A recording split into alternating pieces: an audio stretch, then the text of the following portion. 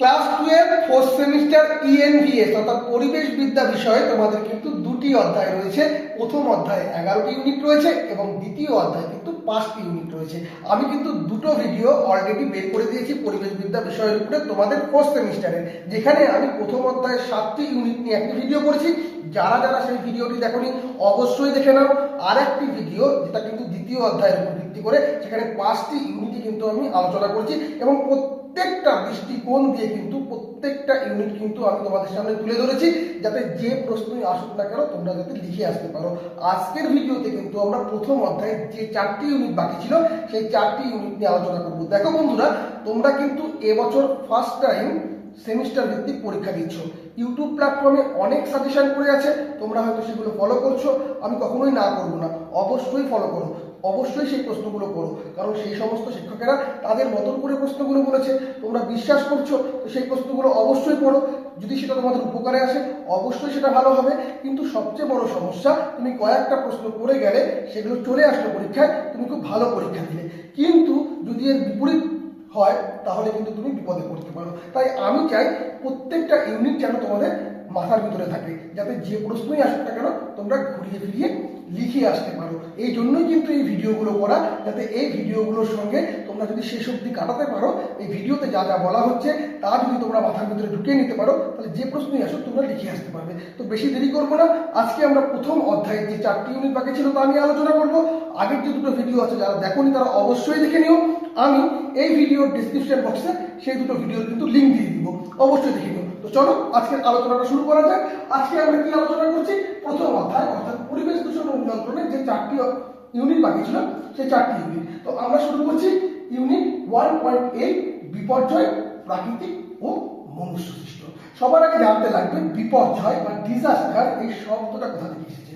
শব্দটি এসেছে ফরাসি শব্দ ডিজাস্ট্রে থেকে, অর্থাৎ দিস মানে মন্দ বা অশুভ এবং স্টার মানে তারা। প্রাচীনকালে মানুষ বিশ্বাস করত যে আকাশের কোনো অশুভ তারার প্রভাবে পৃথিবীতে ধ্বংসলীলা নেমে আসে। কিন্তু আমরা যদি বিপর্যয়ের একটা সঠিক সংজ্ঞা অনুসন্ধান করি, তাহলে কি পাচ্ছি যে বিপর্যয় এটি একটি আকস্মিক ঘটনা, আকস্মিক হঠাৎ করে হবে, যা জীবন, সম্পত্তি ও পরিবেশের ব্যাপক ক্ষতি করে এবং যা মোকাবিলার জন্য বাইরের সাহায্যের প্রয়োজন হয়, সেটাকে বিপর্যয় বলা হয়। হঠাৎ করে ঘটবে, দেখা গেল ভূমিকম্প হলো, 10তলা বিল্ডিং পড়ে গেল, এবার যারা যারা সেই বিল্ডিংটা করেছিল তারা কিন্তু মুহূর্তের ভিতরে নিশ্চয় হয়ে যাবে, তাই কিনা? হঠাৎ করে হচ্ছে যেটা, সেটাকে বিপর্যয় বলা হয়। এই বিপর্যয়কে কিন্তু দুটো ভাগে ভাগ করা যায়, একটা হচ্ছে মহাজাগতিক বিপর্যয় আর আরেকটি হচ্ছে পার্থিব বিপর্যয়। মহাজাগতিক বিপর্যয় কোনটা বলতো? যেরকম ধরে নাও উল্কাপাত, গ্রহাণুধাক্কা, এটা হচ্ছে মহাজাগতিক। পার্থিব বিপর্যয় কিন্তু আবার 3 ভাগে ভাগ করা যায়। যেমন প্রথমটি হচ্ছে প্রাকৃতিক বিপর্যয়। প্রাকৃতিক বিপর্যয়ের মধ্যে কি পড়ে? ভূমিকম্প পড়ে, বন্যা পড়ে, খরা পড়ে, সুনামি পড়ে, অর্থাৎ যেখানে মানুষের কোনো হাত থাকে না সেটাই কিন্তু প্রাকৃতিক বিপর্যয়। দ্বিতীয়টা কি? আধা প্রাকৃতিক বিপর্যয়, অর্থাৎ ভূমিধস বা নদী পাড়ে ভাঙন, যেটা কিন্তু মানুষ এবং প্রকৃতি উভয়ের হাত ধরেই হতে পারে, এটা হচ্ছে আধা প্রাকৃতিক বিপর্যয়। আর একটি হচ্ছে মনুষ্য সৃষ্ট বিপর্যয়, অর্থাৎ পারমাণবিক বিস্ফোরণ, রাসায়নিক দুর্ঘটনা। এবং পারমাণবিক বিস্ফোরণ কোনটা? চেরনোবিল দুর্ঘটনা। রাসায়নিক দুর্ঘটনা কোনটা? ভোপাল গ্যাস দুর্ঘটনা। এই দুটো নিয়ে আমি পরবর্তীতে আলোচনা করব, অবশ্যই করবো, তো তোমরা সেটা শুনবোই অবশ্যই। তো এবার দেখে নাও, তাহলে আমরা কি জানলাম যে বিপর্যয় শব্দটি কোথা থেকে এসেছে, তার প্রকারভেদ, এবং তারপরে আমরা দেখলাম যে পার্থিব বিপর্যয়ের 3টি ভাগ। কেমন? এবার আমরা দেখব বিপর্যয় ব্যবস্থাপনার মডেল। কোন মডেল বলতো? PMR model. P for preparedness, অর্থাৎ প্রস্তুতি, অর্থাৎ বিপর্যয়ের আগে আমাদের প্রস্তুতি নিতে হবে, অর্থাৎ কি করতে হবে? সতর্কতা অবলম্বন করতে হবে, মানচিত্র তৈরি করতে হবে। M ফর মিটিগেশন, অর্থাৎ প্রশমন, অর্থাৎ ক্ষয়ক্ষতি কমানোর চেষ্টা করতে হবে, যেরকম আমাদের বাঁধ তৈরি করতে হবে, শক্ত ঘরবাড়ি বানাতে হবে, এরকম টাইপের। R ফর রিকভারি, অর্থাৎ পুনরুদ্ধার করা, অর্থাৎ বিপর্যয়ের পরবর্তীকাল, যেমন ত্রাণ বন্টন, ঘরবাড়ি পুনর্গঠন, এই সমস্ত কিছু। এই প্রশ্নটা কিন্তু গুরুত্বপূর্ণ রয়েছে। PMR, P for preparedness, M for mitigation এবং আর ফর রিকভারি। প্রশ্নটা আমি ঘুরিয়েও আসতে পারি, বিপর্যয় ব্যবস্থাপনার চক্র। একই উত্তর হবে, একটু ঘুরিয়ে ফিরিয়ে লিখতে হবে। এবং প্রাক বিপর্যয় মানে বিপর্যয়ের আগে করতে হবে, এলাকা চিহ্নিত করতে হবে, মানুষকে কিন্তু সবকিছু জানান দিতে হবে এবং রিহার্সাল করাতে হবে। তারপরে কি চলাকালীন অর্থাৎ বিপর্যয় চলাকালীন কি করতে হবে, কন্ট্রোল রুম খুলতে হবে, উদ্ধার কাজ চালাতে হবে। বিপর্যয় পরবর্তী কি করতে হবে, পুনর্বাসন করতে হবে এবং আমাদের কিন্তু ত্রাণ বন্টন করতে হবে, অর্থাৎ ক্ষতিগ্রস্ত ঘর বাড়ি রাস্তাঘাট এগুলো কিন্তু মেরামত করতে হবে। এবার আমরা দেখবো ইম্পর্টেন্ট পার্ট, বিপর্যয় কয় ধরনের হতে পারে, সেটা প্রাকৃতিক কারণটা কি, মনুষ্য সৃষ্ট কারণ কি এবং সেটা প্রতিরোধের উপায় কি। প্রথমেই আমরা দেখে নেব ভূমিকম্প। ভূমিকম্পের প্রাকৃতিক কারণ কি, পাতের সঞ্চালন এবং আগ্নেয় উচ্ছ্বাস, তো এটা কিন্তু গুরুত্বপূর্ণ। এবার মনুষ্য সৃষ্ট কারণ কি, বাঁধ নির্মাণ, খনি খনন, পারমাণবিক বিস্ফোরণ। প্রতিরোধের উপায় কি, ভূমিকম্প রোধের বাড়ি তৈরি করতে হবে, মক ড্রিল করতে হবে। বন্যার ক্ষেত্রে কি, অতিরিক্ত বৃষ্টিপাত বা মেঘ ভাঙা বৃষ্টি, মেঘ ভাঙা বৃষ্টি 2 নম্বরে প্রশ্ন আসতে পারে। মনুষ্যসৃষ্ট কারণ কি বন্যার জন্য, বৃক্ষচ্ছেদন, অপরিকল্পিত নগরায়ন, বাঁধ নির্মাণ। প্রতিরোধের উপায় কি, নদী বাঁধ নির্মাণ এবং পলিকে পরিষ্কার করা। খরার ক্ষেত্রে প্রাকৃতিক কারণ কি, বৃষ্টিহীনতা, এল নিনো। মনুষ্যসৃষ্ট কারণ কি, বনভূমি ধ্বংস, ভূগর্ভস্থ জলের অতিরিক্ত ব্যবহার। এটার প্রতিরোধের উপায় কি, বৃষ্টির জল ধরে রাখতে হবে এবং বিন্দু সেচ পদ্ধতি অবলম্বন করতে হবে। আচ্ছা, প্রশ্ন উঠতে পারে বিন্দু সেচ পদ্ধতি কি, যেরকম ধরে নাও পাইপের মাধ্যমে গাছের গোড়ায় জল দিতে হবে যাতে জলের অপচয় না হয়, এটাকে বলা হয় বিন্দু সেচ পদ্ধতি। আচ্ছা, এরপরে চলে আসবো হচ্ছে আমরা সুনামি। আচ্ছা, সুনামি জিনিসটা কি বলতো, সমুদ্রের তলদেশে ভূমিকম্প। প্রাকৃতিক কারণ হচ্ছে এটাই সমুদ্র তলদেশে ভূমিকম্প কিন্তু সুনামি প্রাকৃতিক কারণ। আর মনুষ্যসৃষ্ট কারণ কি, সমুদ্র গর্ভে পারমাণবিক পরীক্ষা। সুনামি নিয়ে কয়েকটা জিনিস তোমাদের কিন্তু জানতে হবে, অর্থাৎ সমুদ্রের নিচে ভূমিকম্পের ফলে কিন্তু সুনামি সৃষ্টি হবে। আর এই সুনামি এটি একটা জাপানি শব্দ। সু মানে কি, সু মানে বন্দর এবং নামি মানে কি, ঢেউ, অর্থাৎ বন্দরের বিধ্বংসী ঢেউকে কিন্তু বলা হয় সুনামি। বুঝা যাচ্ছে? আর সুনামির জন্য প্রতিরোধের উপায় কি আছে, ম্যানগ্রোভ জাতীয় গাছ লাগাতে হবে এবং সতর্ক বার্তা পাঠাতে হবে। ভূমিধসের প্রতিরোধের উপায় কি বলতো, প্রথমে জানতে ভূমিধসটা কি, যে পাহাড়ি এলাকায় গাছ কেটে ফেললে অতিরিক্ত বৃষ্টিপাত এবং পাহাড়ের ঢালে অবৈজ্ঞানিকভাবে বাড়ি তৈরি করলে কিন্তু এই আমরা ভূমিধসকে দেখতে পাই। তো ভূমিধস প্রতিরোধের উপায় কি, পাহাড়ের ঢালে গাছ লাগাতে হবে এবং ধাপ চাষ করতে হবে। বুঝা যাচ্ছে? এবার এরকম যে কারণগুলো দিচ্ছে এগুলোর ক্ষেত্রে কি দিবে, লাস্টে উপসংহারে তোমরা কি লিখবে, সরকারি উদ্যোগ লাগবে, জনসচেতনতার মেলবন্ধন লাগবে, এইভাবে কিন্তু তোমরা শেষ করতে পারো। এরপরে ইম্পর্টেন্ট পার্ট হচ্ছে দুর্যোগ এবং বিপর্যয়। দুর্যোগ কি বলতো, একটা অশুভ সংকেত বা ভয়ের কারণ, এটাকে বলা হয় দুর্যোগ। বিপর্যয় কি, যখন সেই ভয়টা সত্যি হয় এবং সবকিছু ধ্বংস হয়ে যায়, সেটা হচ্ছে বিপর্যয়। দুর্যোগ এবং বিপর্যয়ের মধ্যে পার্থক্য আসলে কি কি দিবে পয়েন্ট, তীব্রতা, দুর্যোগের তীব্রতা কম, বিপর্যয়ের তীব্রতা তীব্র বা বেশি। ক্ষয়ক্ষতি কি, দুর্যোগে অল্প হয়, বিপর্যয় কি হয়, প্রচুর প্রাণহানি হয়, সম্পত্তি নষ্ট হয়। সাহায্য তোমরা কি করবে, দুর্যোগে স্থায়ীভাবে সামলানো যায় কিন্তু বিপর্যয়ে বাইরে থেকে সাহায্য নিতে হয়। উদাহরণ কি, আকাশের মেঘে ঘন ঘটা। আর বিপর্যয়ের ক্ষেত্রে কি, বিধ্বংসী ঘূর্ণিঝড় বা ভূমিকম্প। এটা তোমরা পার্থক্য হিসাবে দিতে পারো। এবার আমরা তোমাদের বলেছিলাম না, ওই যে মনুষ্য সৃষ্ট বিপর্যয় যেটা হয়েছিল রাসায়নিক, তারপরে তোমাদের হচ্ছে পারমাণবিক, এই যে বিষয়গুলো রয়েছে। এবং ভোপাল গ্যাস দুর্ঘটনা কবে হয়েছিল বলতো, 1984 খ্রিস্টাব্দে হয়েছিল। কি হয়েছিল সে সময়, ইউনিয়ন কার্বাইড কারখানা থেকে বিষাক্ত একটা গ্যাস যার নাম এমআইসি অর্থাৎ মিথাইল আইসোসায়ানেট গ্যাস লিক করে হাজার হাজার মানুষের কিন্তু মৃত্যু হয়েছিল। এটা ভোপাল গ্যাস দুর্ঘটনা। চেরনোবিল দুর্ঘটনা ঠিক তার 2 বছর পরে হলো, অর্থাৎ 1986 সালে। অর্থাৎ ইউক্রেনের পারমাণবিক বিদ্যুৎ কেন্দ্রে বিস্ফোরণ ঘটে এবং তেজস্ক্রিয়তা ছড়িয়ে পড়ে, যার প্রভাব কিন্তু আজও রয়ে গেছে। আর জৈবিক বিপর্যয় কি, বর্তমান যুগে যেমন কোভিড-19 মহামারী, এটা কিন্তু জৈবিক বিপর্যয়ের উদাহরণ হিসেবে তোমরা নিতেই পারো। বনসৃজন কি, গাছপালা বৃষ্টিপাত ঘটাতে সাহায্য করে এবং মাটির আর্দ্রতা ধরে রাখে, এটাকে বলা হয় বনসৃজন। তো এইটা হচ্ছে কিন্তু আমাদের 1.8 বিপর্যয় প্রাকৃতিক এবং মনুষ্যসৃষ্ট থেকে পড়তে হবে। এই পার্টগুলো দেখতে হবে। আর একটা জিনিস দেখতে হবে, আইলা ঘূর্ণিঝড়, অর্থাৎ সমুদ্রের উপরিভাগের জল অতিরিক্ত গরম হয়ে গেলে সেখানে লো প্রেশার তৈরি হয়, যা ঘূর্ণিঝড়ের জন্ম দেয়। তো এই পার্টগুলো তোমাদের কিন্তু দেখতে লাগবে। এরপরে আমরা চলে আসবো পরবর্তী ইউনিট 1.9 দূষণ হ্রাস এবং পরিবেশগত মানের উন্নতির জন্য কৌশল সমূহ। প্রথমেই আমরা দেখব দূষণ নিয়ন্ত্রণের প্রধান 3টি স্তম্ভ। প্রথম কি, দূষণকারী অর্থ প্রদানের নীতি, অর্থাৎ যে দূষণ ঘটাবে ক্ষতিপূরণ তাকেই দিতে হবে, এটা হচ্ছে ফার্স্ট নীতি। 2 নম্বর কি, সতর্কতামূলক নীতি, ক্ষতি হওয়ার সম্ভাবনা থাকলে আগে থেকে ব্যবস্থা নিতে হবে।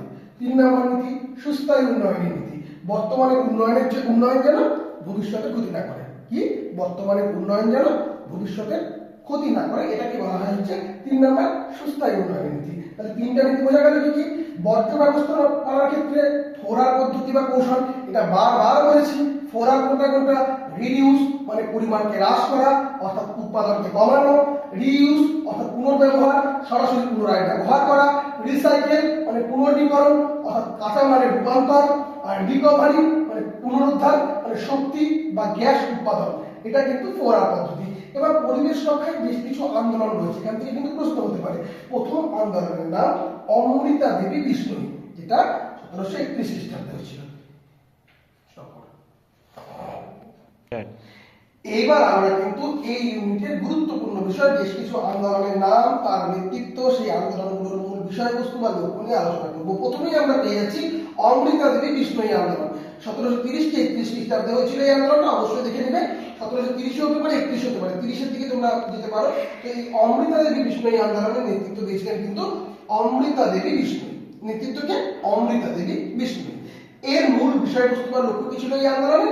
রাজস্থানের খেজড়ি গাছ রক্ষার জন্য বিষ্ণুই সম্প্রদায়ের 363 জনের আত্মত্যাগ, এর উপর ভিত্তি করে। বুঝা যাচ্ছে? 2 নম্বর চিপ্কো আন্দোলন কবে হয়েছিল? 1973 খ্রিস্টাব্দে। কে করেছিল বা নেতৃত্ব কারা দিয়েছিল? সুন্দরলাল বহুগুণা, চণ্ডীপ্রসাদ ভট্ট। মূল বিষয়বস্তু কি ছিল? উত্তরাখণ্ডে গাছ কাটার বিরুদ্ধে রুখে দাঁড়ানো এবং গ্রামবাসীরা কিন্তু গাছকে ঝরিয়ে ধরে রক্ষা করার জন্য যে আন্দোলনটা করেছিল সেটা চিপ্কো আন্দোলন। ওই একই সালে অর্থাৎ 1973 সালে আরেকটি আন্দোলন হয়েছিল যার নাম সাইলেন্ট ভ্যালি আন্দোলন, যার নেতৃত্ব দিয়েছিল KSSP, ফুল ফর্ম কেরালা শাস্ত্র সাহিত্য পরিষদ। এরা কিন্তু নেতৃত্ব দিয়েছিল সাইলেন্ট ভ্যালি আন্দোলনের। কি ছিল? কেরালার চিরহরিত অরণ্যে জলবিদ্যুৎ প্রকল্প রুখে দিয়ে জীববৈচিত্র্য রক্ষা করা ছিল হচ্ছে সাইলেন্ট ভ্যালি আন্দোলনের মূল বিষয়বস্তু বা লক্ষ্য। এরপরে চলে আসছি আমরা নর্মদা বাঁচাও আন্দোলন, যেটা 1985 খ্রিস্টাব্দে হয়েছিল, যার নেতৃত্ব দিয়েছিলেন মেধা পাটেকার এবং অরুন্ধতী রায়। মূল বিষয়বস্তু কি ছিল? নর্মদা নদীর উপর বড় বাঁধ নির্মাণের ফলে বাস্তুচ্যুত মানুষের অধিকার ও পরিবেশ রক্ষাকে কেন্দ্র করে নর্মদা বাঁচাও আন্দোলন হয়েছিল। এরপরে আপ্পিকো আন্দোলন 1983 খ্রিস্টাব্দে হয়েছিল, যার নেতৃত্ব দিয়েছিলেন পান্ডুরঙ্গ হেগড়ে। এর মূল বিষয়বস্তু কি ছিল? কর্ণাটকের রাজভূমি রক্ষার আন্দোলন। এটি দক্ষিণ ভারতের চিপ্কো আন্দোলন নামেও কিন্তু পরিচিত। আচ্ছা, এরপরে হচ্ছে বালিয়াপাল, যেটা 1987 খ্রিস্টাব্দে হয়েছিল, যার নেতৃত্ব দিয়েছিলেন স্থানীয় জনগণ। মূল বিষয়বস্তু কি ছিল এই আন্দোলনের? ওড়িশার পূর্বর জমিতে ক্ষেপণাস্ত্র পরীক্ষা কেন্দ্র স্থাপনের বিরুদ্ধে প্রতিবাদটাই ছিল কিন্তু বালিয়াপাল আন্দোলন। বোঝা গেল? এবার আমরা চলে আসি দূষণ নিয়ন্ত্রণের কৌশলের শ্রেণীবিন্যাস। এখানে দূষণের প্রকার এবং অবশ্যই নিয়ন্ত্রণের যন্ত্র বা কৌশল, যা নিয়ে আমি পূর্বে ভিডিওতে আলোচনা করেছি, অবশ্যই সেই ভিডিওটি দেখে নেবে। এখানেও আমি কিন্তু ছোট আকারে বুঝিয়ে দিচ্ছি তোমাদেরকে, এবং সেই যন্ত্রগুলির কাজ করার পদ্ধতিগুলো। যেরকম বায়ু দূষণের ক্ষেত্রে দুটো যন্ত্র আছে, ক্যাটালিটিক কনভার্টার, যেটা কি যানবাহনের ধোঁয়া যেমন CO এগুলা কম ক্ষতিকর গ্যাসে রূপান্তরিত করে। কে করে? Catalytic converter. এরপরে ইলেকট্রোস্ট্যাটিক, যেটা কলকারখানার চিমনি থেকে ধূলিকণা বা সূক্ষ্ম করার ক্ষেত্রে কিন্তু সাহায্য করে। তারপরে কি শব্দ দূষণের ক্ষেত্রে কি আছে? গ্রিন মাপলার, অর্থাৎ রাস্তার ধারে 4x6 ধারে কিন্তু গাছ লাগাতে হবে, কারণ গাছ কি শব্দ শোষণ করে, অর্থাৎ কি শব্দের তীব্রতা কিন্তু শোষণ করবে গ্রিন মাপলার। জল দূষণের ক্ষেত্রে কি? ETP, অর্থাৎ ফুল ফর্ম কি দাঁড়াচ্ছে? এফ্লুয়েন্ট ট্রিটমেন্ট প্ল্যান্ট, অর্থাৎ এখানে কি হচ্ছে? বর্জ্য জলকে যে রাসায়নিক বা জৈবিক উপায়ে শোধন করে নদীতে ফেলা। এরপরে মাটি বা সমুদ্র দূষণের ক্ষেত্রে কি? বায়ো রিসিডিয়েশন। হ্যাঁ, এ কি করছে? অণুজীব বা ব্যাকটেরিয়া ব্যবহার করে তেলের স্তর বা বিষাক্ত পদার্থকে নষ্ট করছে। আর জলবায়ু দূষণের নিয়ন্ত্রণের যন্ত্র কোনটা? CDM কোনটাকে বলা হচ্ছে? ক্লিন ডেভেলপমেন্ট ম্যানেজমেন্ট, যেটাকে পরবর্তী ইউনিট আছে আমি বোঝাচ্ছি। এরপর আর বর্জ্যের ক্ষেত্রে কি? ফোরার কোনটা? Reduce, reuse, recycle, recovery. বোঝা গেল? কনসেপ্ট ক্লিয়ার হয়েছে? এখানে কয়েকটা 2 নম্বরের জন্য লিখে রাখবে। সবুজ রসায়ন, যার প্রবক্তা ছিলেন পল অ্যানাস্টাস, এটা কি ছিল? পরিবেশ বান্ধব উপায়ে রাসায়নিক উৎপাদন। এরপরে গ্রিন বেঞ্চ কি? পরিবেশ সংক্রান্ত মামলা দ্রুত নিষ্পত্তির জন্য বিশেষ আদালতকে বলা হতো গ্রিন বেঞ্চ। কার্বন ফুটপ্রিন্ট কি? কোনো কাজের মাধ্যমে নির্গত মোট গ্রিন হাউস গ্যাসের পরিমাণ। ভার্টিক্যাল ফরেস্ট কি? এটা হচ্ছে বহুতল বাড়ির দেওয়ালে বাগান তৈরি করা, যেমন মিলান সমেত। তারপরে কি গ্রিন সারাউন্ডিং অর্থাৎ পরিবেশের ক্ষতি বা লাভের হিসাব থেকে জাতীয় আয়ের সাথে তুলনা করা। এরপরে কি আছে, বর্জ্য ভরাকরণের ক্ষেত্রে ল্যান্ডফিল এবং গোষ্ঠীকরণ রয়েছে। মিথানলের সুবিধা কি, যে বিকল্প জ্বালানি তৈরি করতে হবে এবং নাইট্রেট ও সালফার অক্সাইড কিন্তু কম তৈরি করবে। এবার দূষণ নিয়ন্ত্রণের জৈব পদ্ধতির গুরুত্ব কি আছে, যেরকম এখানে আমরা দেখতে পাবো কিন্তু রাসায়নিকের বদলে জৈব সার ব্যবহার করা হচ্ছে। আচ্ছা, পরিবেশগত হিসাব পরীক্ষা কি হচ্ছে, এখানে কিন্তু পরিবেশের মাত্রা যাচাই করা এবং আইন মানা হচ্ছে কিনা এই সমস্ত জিনিস কিন্তু দেখাটা পরিবেশগত হিসাব পরীক্ষার মধ্যে পড়ছে। এরপরে আমরা একে একে চলে যাচ্ছি হচ্ছে পরবর্তী যে পার্টটা আছে, ডেভেলপমেন্ট মেকানিজম অর্থাৎ সিডিএম, যার জন্ম হয়েছিল 1997 সালে। কোথায় হয়েছিল এটা, কিয়োটো প্রোটোকলের মাধ্যমে। এই সূত্রটি ছিল উন্নত দেশ প্লাস উন্নয়নশীল দেশ ইকুয়াল টু পরিবেশ রক্ষা। অর্থাৎ কথা কি হচ্ছে, সবচেয়ে বড় ইম্পর্টেন্ট বিষয় যে উন্নত দেশগুলি উন্নয়নশীল দেশের পিছনে টাকা ঢেলবে। টাকা ঢালবে কেন, পরিবেশ বান্ধব প্রজেক্ট তৈরি করার জন্য, এবং তার বিনিময়ে কি তারা কার্বন ক্রেডিট অর্থাৎ সিআইআর পাবে। কার্বন ক্রেডিটটা কি, একটা কার্বন ডাই অক্সাইড নির্গমন কমানো, তার ফলে কি হবে, একটি কার্বন ক্রেডিট বা সিইআর। এটি দূষণ কমাতে সাহায্য করবে এবং এই কার্বন ক্রেডিট কিন্তু কেনাবেচা করা যায়। সিডিএম প্রকল্পের মাধ্যমে অর্জিত কার্বন হ্রাসের শংসাপত্রটি বলা হয় কিন্তু সিআইআর। কার্বন লিকেজ কি, এক জায়গায় কঠোর আইনের জন্য দূষণ কমলেও অন্য জায়গায় শিল্প স্থানান্তর হয়ে দূষণ বেড়ে যাওয়ার সম্ভাবনা থেকে যায়। এবার এর সুবিধা অসুবিধা কি আছে সিডিএম এর, প্রযুক্তি, উন্নত প্রযুক্তি আসবে, বোঝা যাচ্ছে গরিব দেশগুলোতে। কিন্তু অসুবিধা কি হচ্ছে, অনেক সময় প্রযুক্তি চালানো কষ্টকর হয়ে যাচ্ছে। অর্থ, নতুন বিনিয়োগ এবং কাজের সুযোগ আসবে। অসুবিধা কি হচ্ছে, অনুমোদন খরচ এবং সময় খুব বেশি লাগবে। পরিবেশ, গ্রিন হাউস গ্যাসের মাত্রা কমে, কিন্তু কি হয় অসুবিধা, এক জায়গায় কমলে অন্য জায়গায় বেড়ে যায়। এই পার্টগুলো থাকতো এখানে। আচ্ছা, এবার সবচেয়ে বড় ইম্পর্টেন্ট পার্ট যেটা দাঁড়াচ্ছে পরিবেশের গুণমান উন্নয়নে সিডিএম এর ভূমিকা কি। দূষণকারী জ্বালানির বদলে সৌর বায়ু শক্তি ব্যবহার করবে, উন্নত বর্জ্য ব্যবস্থাপনা দেখবে, শিল্প কারখানায় মেশিন ব্যবহার করবে। তো এটা কিন্তু এই পার্টের মধ্যে থাকছে। তো এই জিনিসগুলো কিন্তু মাথায় রাখতে হবে। আচ্ছা, এখানে কটা স্তর রয়েছে সিডিএম এ, এবং প্রকল্প পরিকল্পনা করতে হবে, প্রকল্পের কাজ শুরু এবং পর্যবেক্ষণ করতে হবে, এবং তৃতীয় পক্ষ ডিওই দ্বারা কিন্তু সেটাকে কার্বন নির্গমন এবং তার রাসার যাচাইকরণ কিন্তু করাতে হবে। এটা কিন্তু সিডিএম এর মধ্যে পড়ছে। আচ্ছা, এবার কি চলে আসছে লাস্ট ইউনিট, ইউনিট 1.11, অর্থাৎ দূষণ পর্যবেক্ষণ এবং নিয়ন্ত্রণের জন্য নিয়ন্ত্রক কাঠামো। এখানে আমরা বেশ কিছু টার্মস পাবো, সেই টার্মসগুলো কিন্তু আমাদের মাথায় রাখতে হবে। এবং প্রথমে পাবো MOEFCC, অর্থাৎ ministry of environment, forest and climate change. এর কাজ কি, এটি ভারতের পরিবেশ ও বন সংক্রান্ত সর্বোচ্চ নীতি নির্ধারক মন্ত্রক। এরপরে সিপিসিবি, অর্থাৎ সেন্ট্রাল পলিউশন কন্ট্রোল বোর্ড। এর কি করবে, জাতীয় স্তরের দূষণ রোধে কারিগরি ও প্রযুক্তিগত সাহায্য এবং গবেষণা করবে। এরপরে কি আছে এসপিসিবি, অর্থাৎ state pollution control board. State pollution control board এটি রাজ্য স্তরের পরিবেশের আইন প্রয়োগ করবে এবং কলকারখানাকে ছাড়পত্র দেবে। এরপরে কি আছে NAAQS, অর্থাৎ national ambient air quality standards, অর্থাৎ বাতাসের বিশুদ্ধতার মান ও লিমিট নির্ধারণ করবে। এরপরে কি আসবে MINARS, অর্থাৎ monitoring of India national aquatic resources, অর্থাৎ ভারতের নদী ও জলাশয় জলের মান নিয়মিত পরীক্ষা করবে। বোঝা যাচ্ছে।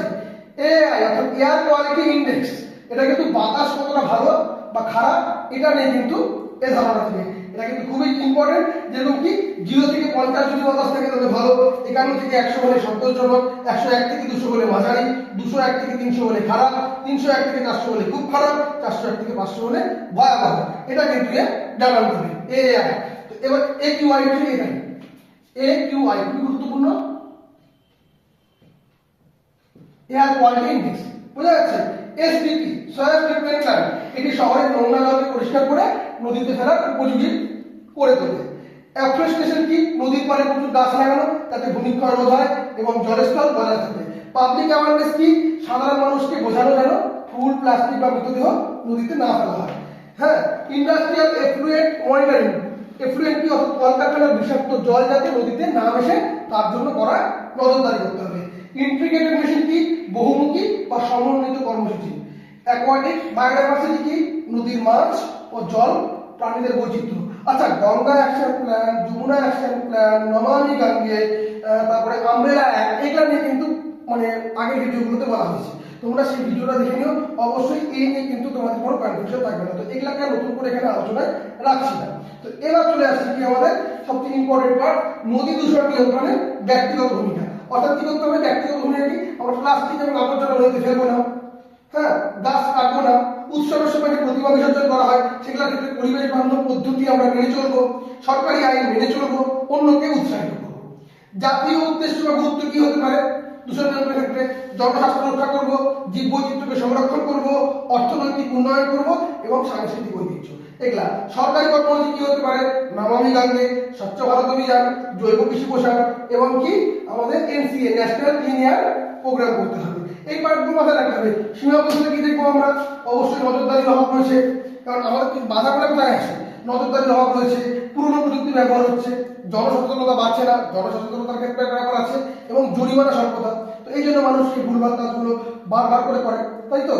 এবার কি হচ্ছে, তো এই ভুল কাজ যাতে মানুষ না করে, এই জিনিসগুলো সীমাবদ্ধতার মধ্যে পড়ে। সীমাবদ্ধতার মধ্যে কি করছে, নজরদারির অভাব করছে, তারপরে কি করছে, পুরনো প্রযুক্তি, এছাড়াও কি জনসচেতনতার অভাব করছে এবং জরিমানা স্বল্পতা। যেহেতু জরিমানা স্বল্পতা, তাই মানুষ অনেক সময় কিন্তু ভুল কাজ করে বসে। তো এই জায়গাটা কিন্তু বড় একটা সমস্যার মধ্যে পড়ছে। আচ্ছা, এনজিটি ন্যাশনাল গ্রিন ট্রাইব্যুনাল, এটা কিন্তু পরিবেশ সংক্রান্ত মামলা দ্রুত বিচারের জন্য এই আদালতকে বলা হয় কিন্তু এনজিটি, অর্থাৎ ন্যাশনাল গ্রিন ট্রাইব্যুনাল। তো এখানে আরেকটা পয়েন্ট আছে, ভারতের পরিবেশ দূষণ নিয়ন্ত্রণের দুর্বলতা বা সীমাবদ্ধতা কোথায়, এটা আমি আগেই বললাম, নজরদারির অভাব রয়েছে, দুর্বল প্রশাসনিক পরিকাঠামো রয়েছে, প্রযুক্তির অভাব এবং দুর্নীতির অভাব রয়েছে, এবং কি আইনি মারপ্যাচ এবং দীর্ঘ সময় সাপেক্ষ। আচ্ছা, এই যে দূষণ নিয়ন্ত্রণের কার্যকারিতা কি, আইন সুরক্ষা রয়েছে, মান নির্ধারণ রয়েছে, ভারসাম্য রক্ষা রয়েছে, জনস্বাস্থ্য রয়েছে। তো এই যে পার্টগুলো আমি আলোচনা করলাম সেগুলো একটু মাথার মধ্যে নাও। ইউনিট 1.8 এ আমরা বিপর্যয় নিয়ে আলোচনা করলাম, বিপর্যয়ের সংজ্ঞা, প্রকারভেদ, পিএমআর মডেল, বিপর্যয় ব্যবস্থাপনা চক্র এবং বিপর্যয় যে বিভিন্ন আছে, ভূমিকম্প, বন্যা, খরা, সুনামি, এটার প্রাকৃতিক এবং মনুষ্যসৃষ্ট কারণ, প্রতিরোধের উপায়, ভূমিধস নিয়ে আমরা আলোচনা করলাম, দুর্যোগ বিপর্যয়ের পার্থক্য নিয়ে আলোচনা করলাম, ভূপাল গ্যাস দুর্ঘটনা, চেরনোবিল দুর্ঘটনা, জৈবিক বিপর্যয়, বিন্দু সেচ, বন সৃজন, আয়লা, এই সমস্ত জিনিসগুলো কিন্তু আমরা 1.8 এ আলোচনা করলাম। 1.9 এ আমরা কি আলোচনা করলাম, দূষণ হ্রাস করার 3টা নীতি, দূষণকারীর অর্থ প্রদানের নীতি, সতর্কতামূলক নীতি, সুস্থায়ী উন্নয়নের নীতি, এগুলো আলোচনা করলাম। 3টা নীতি খুবই গুরুত্বপূর্ণ, পরীক্ষায় লিখতে পারবে 3 নম্বরে। বর্জ্য ব্যবস্থাপনায় 4R পদ্ধতি, অর্থাৎ রিডিউস, রিইউজ, রিসাইকেল, রিকভারি, এই পার্টগুলো পড়লাম আমরা। বেশ কিছু আন্দোলন করলাম, অমৃতা দেবী বিষ্ণয় 1730, চিপকো 1973, সাইলেন্ট ভ্যালি 1973, নর্মদা বচাও 1985, আপ্পিকো 1983, ভালিয়াপাল 1987। আন্দোলন করলাম, এর নেতৃবৃন্দ করলাম, এর মূল বিষয়বস্তু এবং লক্ষ্য করলাম। এরপরে আমরা দূষণ নিয়ন্ত্রণ কৌশলের জন্য বেশ কিছু দূষণের কথা এবং যন্ত্রগুলো এবং তার কাজ করার পদ্ধতিগুলো জানলাম। এবং বায়ু দূষণের ক্ষেত্রে ক্যাটালাইটিক কনভার্টারের কথা বললাম, শব্দ দূষণের ক্ষেত্রে গ্রিন মার্কারের কথা বললাম, জল দূষণের ক্ষেত্রে ইপিপি এফ্লুয়েন্ট ট্রিটমেন্ট প্ল্যান্ট করলাম, মাটি বা সমুদ্র দূষণের ক্ষেত্রে বায়ো রেসিলিয়েশন করলাম, জলবায়ুর ক্ষেত্রে সিপিএম অর্থাৎ ক্লিন ডেভেলপমেন্ট মেকানিজমটা করলাম, এবং বর্জ্যের ক্ষেত্রে ফোরাম। এই জিনিসগুলো নিয়ে কিন্তু করলাম। এছাড়াও আমরা 2 নম্বরের জন্য সবুজ রসায়ন, green ways, carbon footprint, vertical forest, green accounting, বর্জ্য ব্যবস্থাপনার পদ্ধতি, মিথানলের সুবিধা, এবং এই পাশাপাশি কিন্তু পরিবেশ দূষণ নিয়ন্ত্রণের জৈব পদ্ধতির গুরুত্ব, পরিবেশগত হিসাব পরীক্ষা, এই জিনিসগুলো কিন্তু আমরা জানলাম। 1.10 এ আমরা ক্লিন ডেভেলপমেন্ট কি, 1997 সালের কিয়োটো প্রোটোকলের মাধ্যমে সিটিএম থিঙ্কিংটা আসলো। এখানে কি বলা হচ্ছে, উন্নত দেশ যুক্ত উন্নয়নশীল দেশ ইকুয়াল টু পরিবেশ রক্ষা। অর্থাৎ উন্নত দেশগুলি উন্নয়নশীল দেশ যেমন ভারত টাকা ঢেলে পরিবেশ বান্ধব প্রজেক্ট তৈরি করবে, বিনিময়ে কার্বন ক্রেডিট পাবে, অর্থাৎ সিআইআর পাবে। সিআইআর প্রোটোকল হচ্ছে 1 টন কার্বন ডাই অক্সাইড নির্গমন কমানো, অর্থাৎ একটি কার্বন ক্রেডিট বা সিইআর। এটি দূষণ কমাতে সাহায্য করে। সিটিএম প্রকল্পের মাধ্যমে অর্জিত কার্বন হ্রাসের শংসাপত্র। কার্বন লিকেজ নিয়ে আলোচনা করলাম, সিটিএম এর সুবিধা অসুবিধা নিয়ে আলোচনা করলাম, সিটিএম এর বিভিন্ন স্তর নিয়ে আলোচনা করলাম, পরিবেশের গুণমান উন্নয়নে সিটিএম এর ভূমিকা নিয়ে আমরা আলোচনা করলাম। তো এই পার্টগুলো কিন্তু আমরা জানলাম। এরপরে আমরা জানলাম ইউনিট 1.11, যেখানে আমরা একে একে বিভিন্ন টাইপের যে ফুল ফর্মগুলো আছে, MOE, FCC, CPCB, SPCB, NAAQS, national aquatic resources করলাম, একিউআই করলাম, একিউআই এর যে মাত্রাটা এটা করলাম, মাত্রাটা কিন্তু অবশ্যই গুরুত্বপূর্ণ দেখবে। এসটিপি করলাম, অ্যাফরেস্টেশন করলাম, পাবলিক অ্যাওয়ারনেস করলাম, ইন্ডাস্ট্রিয়াল এফ্লুয়েন্ট মনিটরিং করলাম, অ্যাকোয়াটিক করলাম, Ganga action plan, Yamuna action plan, Namami Gange, এছাড়াও আমরেলা যেটা আমরা পূর্বে আলোচনা করেছি সেই কথাটুকু বললাম। এনজিটি ন্যাশনাল গ্রিন ট্রাইব্যুনাল, এটি পরিবেশ সংক্রান্ত মামলা, দ্রুত বিচারের জন্য একটি বিশেষ আদালত, এটা জানলাম। এই দূষণ নিয়ন্ত্রণের সীমাবদ্ধতা, এর ব্যক্তিগত ভূমিকা কি হতে পারে নদী দূষণের ক্ষেত্রে, জাতীয় উদ্দেশ্য গুরুত্ব, সরকারি কর্মসূচি, কার্যকারিতা, ভারতের পরিবেশ দূষণ নিয়ন্ত্রণের দুর্বলতা বা সীমাবদ্ধতা, এই সমস্ত বিষয়গুলো কিন্তু এই 4টি ইউনিটের ভিতরে আছে, যা আজকের এই ভিডিওতে আলোচনা করলাম। হয়তো কিছু কিছু জায়গায় তোমাদের বুঝতে অসুবিধা হতে পারে, যদি অসুবিধা হয় অবশ্যই কমেন্ট করে জানিও। যেহেতু 27 তারিখে এক্সাম রয়েছে, অবশ্যই সেগুলো ক্লিয়ার করে তোমাদের সামনে আমি নিয়ে আসবো। তোমাদের কোথাও কোথাও বুঝতে প্রবলেম থাকলে, কোনো ইউনিট যদি বুঝতে না পারো অবশ্যই জানিও। এই সময়ের ভিতরে আমি কিন্তু সেই ভিডিওগুলো তোমাদের সামনে নিয়ে আসবো, যাতে তোমরা বুঝতে পারো। তো আজকের মতো এখানেই শেষ করছি। যারা যারা পূর্বে ভিডিও দেখোনি অবশ্যই দেখে নিও। ভিডিওটি যদি তোমরা ইউটিউবে দেখে থাকো অবশ্যই তোমরা কিন্তু সাবস্ক্রাইব করে নোটিফিকেশন বেলটি ক্লিক করে রাখো পরবর্তী আপডেট পাওয়ার জন্য। আর এই ভিডিওর কিছু অংশ কিন্তু Sanjit study centre SSC Facebook এবং ইনস্টাগ্রাম পেজে থাকবে। তো অবশ্যই তোমরা পেজ যদি দেখো পেজটিকে ফলো করে রেখো, উপকার অবশ্যই পাবে। তো আজকের মতো এখানে শেষ করছি। ভালো মতো প্রস্তুতি নাও, খুব ভালো থাকো এবং খুব ভালো করে পড়াশোনা করো। Tata, bye bye.